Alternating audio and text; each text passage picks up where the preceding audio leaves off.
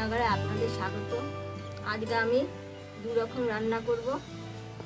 একটা এই যে নতুন পাট পাতা উঠেছে, পাট পাতা দিয়ে চিংড়ি মাছ দিয়ে করব, আর খয়রা মাছ দিয়ে আর টমেটো দিয়ে তেঁতুল দিয়ে মাছের টক করব। আপনারা দেখুন। পাট পাতাগুলো সব ছাড়িয়ে নিচ্ছি, ছাড়িয়ে এই তারপরে ছোট ছোট করে কেটে নিতে হবে। এই যে এভাবে ছাড়িয়ে তারপরে এই ধরনের ছিঁড়ে ছিঁড়ে ছোট ছোট করে নিতে হবে।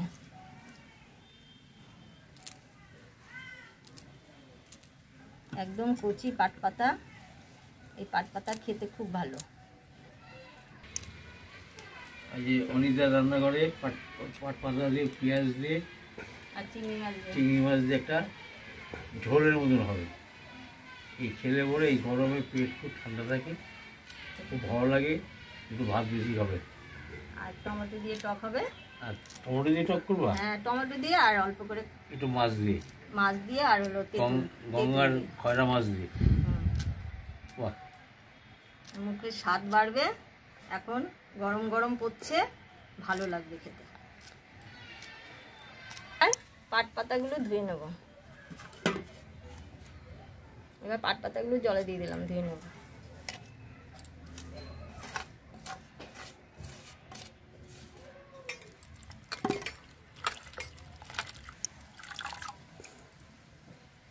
আর একবার ধুতে হবে। বাজার থেকে শাক এনেছে, উনুনে কড়াই বসিয়ে দিয়েছি। এবার কড়াইতে জল দিয়ে দিলাম।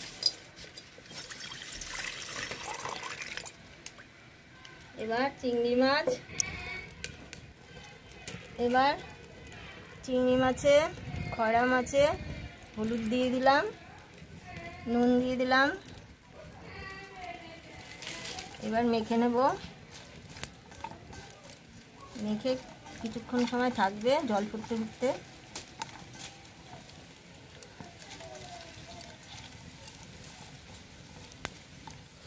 জল ফুটে গেছে, জলে কাঁচা লঙ্কা দিয়ে দিলাম ফেরে। তেল কই? তেল ছাড়া রান্না হবে। পেঁয়াজ কুচো দিয়ে দিলাম।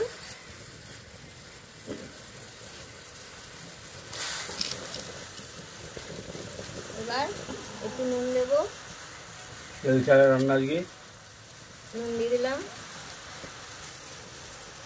হলুদ দিয়ে দিলাম। এবার জলটা ফুটুক, এই লঙ্কা পেঁয়াজ ফুটবে, গন্ধ সেন্ট বেরোবে, তারপরে পাট পাতা দেবো।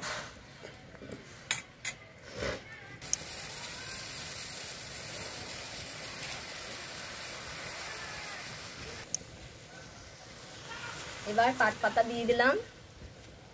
পেঁয়াজ আর লঙ্কা সেদ্ধ হয়ে গেছে। এবার পাট পাতা দিয়ে দিলাম।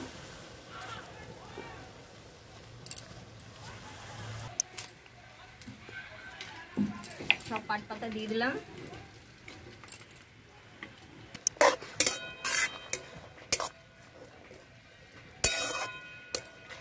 এটা একটু নেড়ে নামিয়ে ফেলবো।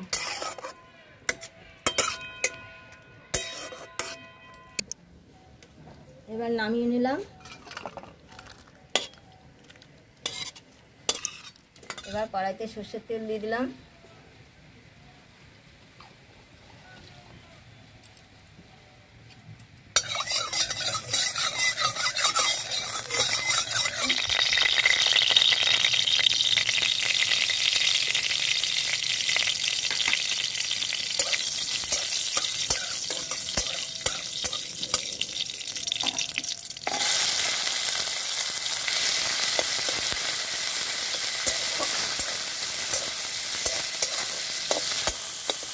পাট পাতাগুলো দিয়ে দেবো।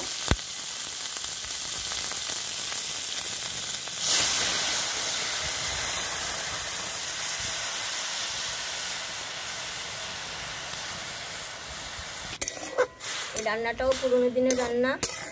এই রান্না আমার মা ভালো করে, মায়ের থেকেই শেখা।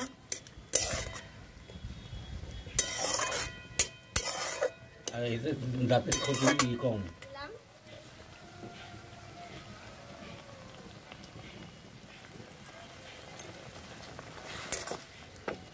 এই এই পাট পাতা দিয়ে এক থালা ভাত খাওয়া যাবে। যে রান্না করছে সে খুব ভালো খায়, এই হয়ে গেলে আর কিছু লাগে না, আর কোনো তরকারি লাগে না, এতেই ভাত খেয়ে নেয়। মানে আপনি খেয়ে দেখবেন, খুব ভালো লাগবে, কম পয়সা মুখরোচক খাওয়ার। হয়ে গেছে?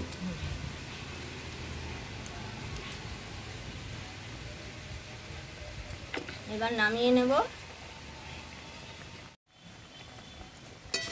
এবার ঢেলে নেব। এই রান্না করতে বেশি সময় লাগে না, অল্প সময়ই হয়ে যায়। হয়ে গেল আমার পাট পাতা দিয়ে চিংড়ি মাছের ঝোল।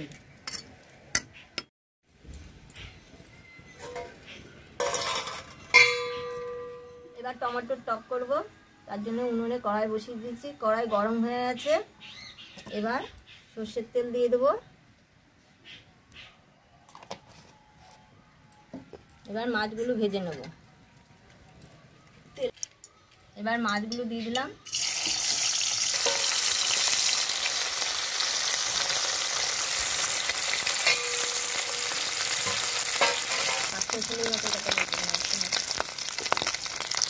মাছগুলো ভাজা হয়ে গেছে। এবার মাছগুলো কিনে নেব। এই আমাদের নবদ্বীপের গঙ্গার এই মাছ, ভয়া মাছ, নবদ্বীপ গঙ্গার মাছের খুব টেস্ট হয়, সহজে পাওয়া যায় না, সবসময় পাওয়া যায় না। মাছ কম তুলে নিলাম। এবার এই তেলে সম্বাদ দেবো। এই তেলে সম্বাদ দিয়ে দেবো। শুকনো লঙ্কা দিলাম, সরিষা দিলাম, কালো জিরে,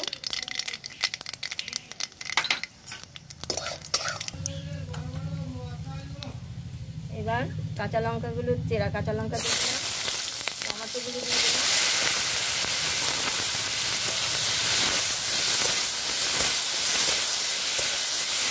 এটাও বাংলাদেশের রান্না, এটা আমার হাতের খুব করতো এই রান্নাটা, ওনার থেকে শিখেছি। দিয়ে দিলাম, হলুদ দিয়ে দিলাম। এটা বাড়ির লোকগুলো খুব ভালো খায়। বাড়ির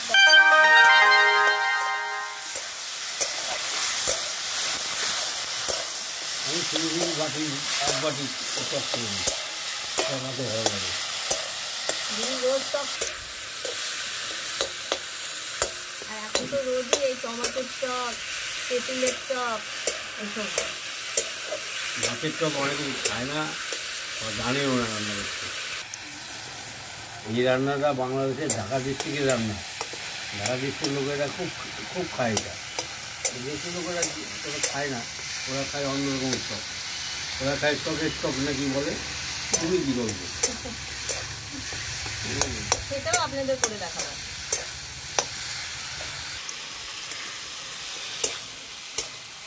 টমেটোগুলো সেদ্ধ হয়ে গেছে। এবার জল দিয়ে দেবো।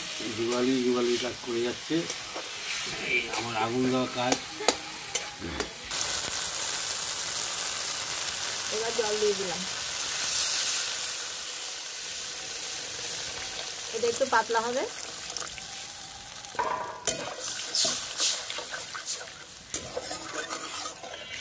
একটু ফুটুক।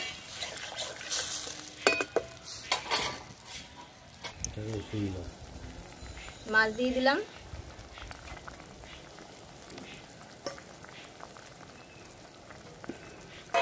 এবার তেঁতুলের কাপটা দিয়ে দিলাম। সব দিকে তো আমার মুখ দিয়ে জল পড়ছে গো, জল তো এসে গেল, দাঁত নেই তার মধ্যে। তারপর একটুখানি চিনি দিয়ে দিলাম।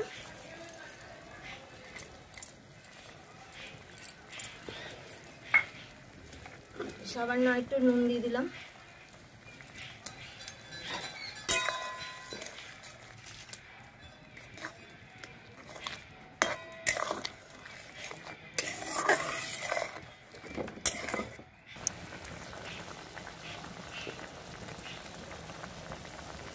টমেটোর টকটা হয়ে গেল, এবার নামিয়ে নেব।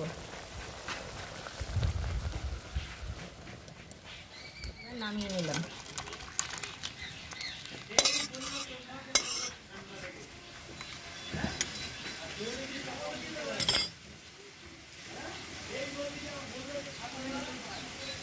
করলাম পুরো বাংলাদেশের রান্না, মাছের টক আর পাট পাতা দিয়ে চিংড়ি মাছের ঝোল। আপনারা এই দুটো রান্না প্রথম থেকে শেষ পর্যন্ত দেখবেন, দেখে আমাকে লাইক, কমেন্ট, শেয়ার অবশ্য করেই সাবস্ক্রাইব করবেন। আর পাশে বেল আইকনটা টিপে দেবেন নতুন নতুন রান্না পাওয়ার জন্য। আপনারা সুস্থ থাকুন, ভালো থাকুন, ভালো রাঁধুন, ভালো খান। নমস্কার।